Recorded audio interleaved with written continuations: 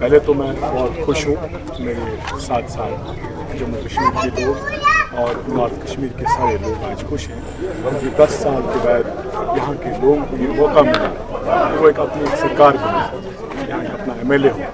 इससे पहले पिछले 10 साल मैंने देखा 6 साल यहाँ सेंटर का एक एजेंट जो यूपी से आता है जिसे ज़मीनी सतह पर ये मालूम नहीं है यहाँ की ज़रूरत क्या है, ज़रूरत ज़िंदगी कैसे हम अपनी गुजारते हैं, किन मुश्किलातों में हम यहाँ रहते हैं। बहुत खुशी है आज मैंने खुद वोट डाला भी है, जो खुद एक कैंडिडेट हूँ जो कि आज़ाद उम्मीदवार के तौर पे कैंडेश बारामूला से कंटेस्ट कर रहा है।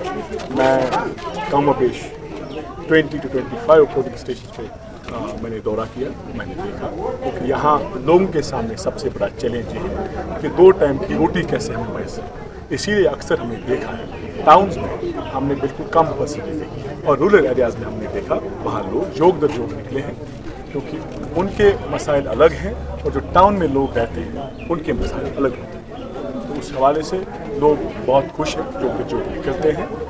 उम्मीद यही करते हैं कि यहाँ के लोग उस सरकार को मैंडेट देंगे जो यहाँ लोगों की मुश्किलात को समझे और उस पर अमल करें और उसका कोई हल ढूंढे जिससे हम इस मुसीबत से निकलें।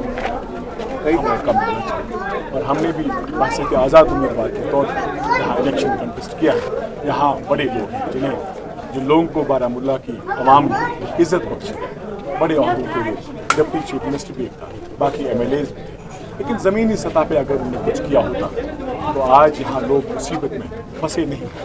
आज जो लोग ये कहते हैं कि हमें जो ख्वाब है ग्रेटर बारामूला का वो अधूरा रह चुका है, हम उनसे पूछना चाहते हैं आज जो ये एक स्टेट हुआ करते हैं अब ये 2 UTs में तब्दील हुए, एक म्यूनिसिपलिटी में तब्दील हुए।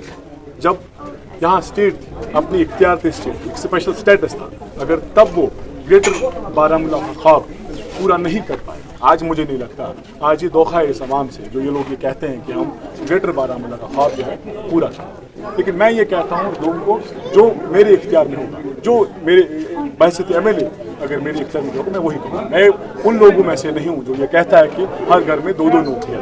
मैं जानता हूँ स्टेट की बजट है, हमारा कर्ज है, अब जो बेसिक फैसिलिटीज़ हैं वो हमें जो अभी तक फराहम नहीं हुई, उसकी जंग हम लड़ रहे हैं। जहाँ दुनिया आर्टिफिशियल इंटेलिजेंस को कैसे काउंटर करें, उससे हम कैसे निकलें, उसके साथ साथ हम आगे कैसे बढ़ें, वहाँ जम्मू कश्मीर के लोग अभी 2 टाइम के खाने के लिए लड़ रहे हैं। उस कोशिश में है कि हमें 2 टाइम की रोटी नसीब। अफसोस मुझे हुआ जब कुछ यहाँ के सियासी लीडरों ने ये कहा कि आज़ाद उम्मीदवार जो हैं वो यहाँ प्रॉक्सीज हैं। मैं समझता हूँ वो लोग चाहते हैं कि जो ये यहाँ की पॉलिटिक्स कुछ मखसूस सियासी लीडरान तक, कुछ फैमिलीज तक ही रहे, यहाँ के नौजवान को मौका नहीं मिलना चाहिए। उसको हम ये क्या कहते हैं टैग देंगे कि एक प्रॉक्सी है।